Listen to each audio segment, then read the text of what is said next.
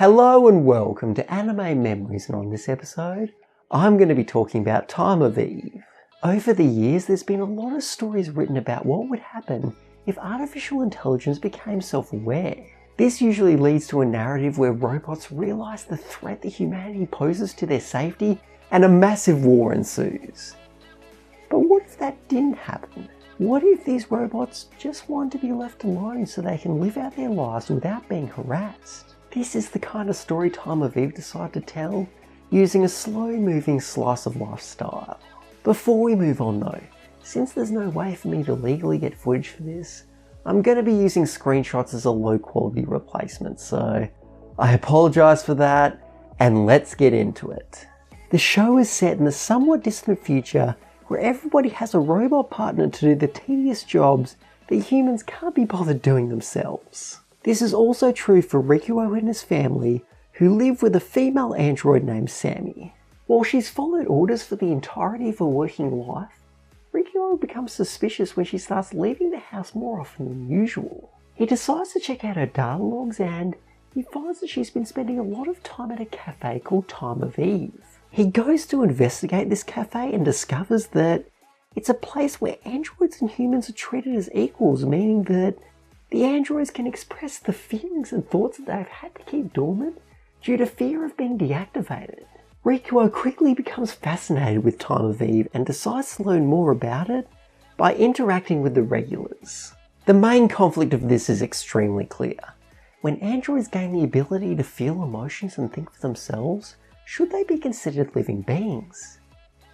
And it's almost pointless to phrase it as a question because the anime basically tells you what the answer is. Every episode has a few scenes of propaganda either on a TV or billboard about how robots aren't real people and they can't love anybody, which is later shown to be completely untrue. It's very obvious what kind of narrative they're trying to push.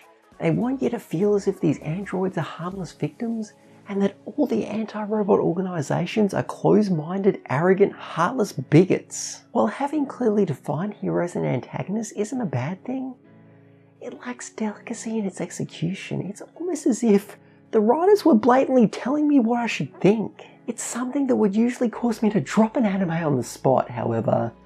There were a few saving graces that turned what would normally be a massive negative into what was essentially a non-issue for me. Firstly, it's not covering a current problem with society. It's covering a potential problem that may or may not arise in the future. This made it seem much less preachy than if, say, some form of media were to portray a politician as this evil, horrible villain that wanted to rid his country of immigrants at any cost. Not naming anybody specifically, of course. Secondly, they do present some legitimate points against giving androids the same rights as humans. It discusses issues like the potential rise of unemployment due to humans being replaced by robots in the workplace, and how the birth rate could take a dive if human-android romances became common. By covering both sides of the argument, even if it's heavily biased, it gives the audience some room to form their own opinion, which I appreciated. The final saving grace was that the drama touched me on a deep level that very few anime have been able to reach. There were quite a few times where I felt tears welling up, especially towards the end. That final arc was so heartbreaking. Although despite being a tearjerker, it doesn't leave you feeling drained or depressed like many others in the genre would. It leaves you with this feeling of positivity that no matter how cruel the world might seem, kindness will always win out in the end. So even though there's a lack of subtlety with the message here, it's easy enough to excuse because of how well the emotional moments are handled, and to be honest, it didn't matter that I was able to recognise that the show was trying to manipulate me into thinking a certain way, since it still managed to play me like a fiddle. Like a complete pawn, I fell right in line with what the series wanted and became strongly opposed to the harsh android regulations, and I think this was mostly due to how much I love the characters. The likability of the cast is what gives the drama its merit. I wouldn't have become anywhere near as invested in the plot if the characters weren't as charming as they are. Admittedly, I'm going to keep this section extremely short since a big part of the fun is trying to figure out which of these people are androids and which are humans, so I don't want to spoil that for anyone. The main thing I'll say is that It doesn't matter if they were produced in a factory or whatever, the robot characters were just as real to me as the human characters. Which I guess means they weren't real at all since this is a cartoon, but you get my point. When it comes to the art style, one of the first things that jumped out at me were the gorgeous lighting effects. They add quite a bit of authenticity to the environments when you see the sunlight shimmering off the objects. And that's where my praise for the art is going to end, since I found way more negatives than I did positives. One of the more distracting problems was that the characters appear to be hand-drawn, while the backgrounds have a lot of CGI objects in them and they just didn't fit together. There's also a severe lack of variety in the settings. About 80% of the scenes are in the cafe, with very few shots taking place outside. This ties into one of the more common criticisms I hear about this show, which is that the scope was way too small. People really wanted to see more of this world. While I was okay with the small scope, I definitely wanted to see a bit more variety in the backgrounds. Moving on to the animation, and while the character movement is mediocre, this series is based around drama rather than action, so it's acceptable. They also make up for the subpar animation by adding a ton of different visual effects that give the show some added flair. One example is that they often go into first person view and make use of motion blur, replicating that feeling of when you move your head really fast and it takes your eyes about half a second to adjust. It brings you closer to the characters and makes you feel like you're seeing the story from their point of view. There's quite a few little intricacies like that, and all of them add up to further enhance the atmosphere. It's these small areas of polish that make Time of Eve what it is, and I think that most of them can be traced back to how tight the editing is. When it needs to let a moment sink in, it'll just gradually rotate and pan around, showing the reactions of everyone in the room. Then when things start becoming more frantic, like when someone has an epiphany, the editing will speed up, and there are points where it goes through over a dozen different shots in the span of a few seconds. You'd think that this would be jarring, however, it's done in a manner that's very easy to follow. I thought that these kind of scenes were brilliant.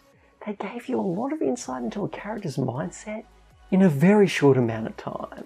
I would love to show you this stuff, but again, no way for me to get footage for this, so what can you do?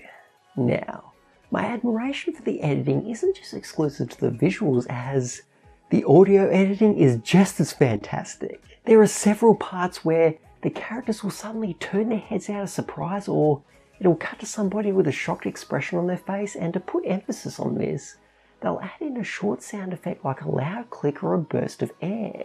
This might not seem like much, but it catches your attention in a big way, and for someone like me who has a short attention span, these effects made sure that my eyes were always glued to the screen. I also have to commend the quality of these effects. There was one time when I heard a knocking and I immediately turned to face my door, only to realise that the sound was coming from the show. Excellent stuff.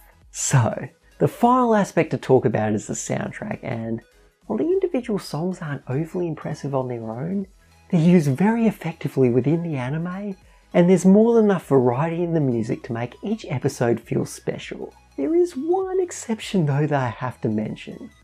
I adore the main theme. It makes the cafe seem like this beautiful, enchanting place, and in my opinion, it blows every other piece of music in here out of the water.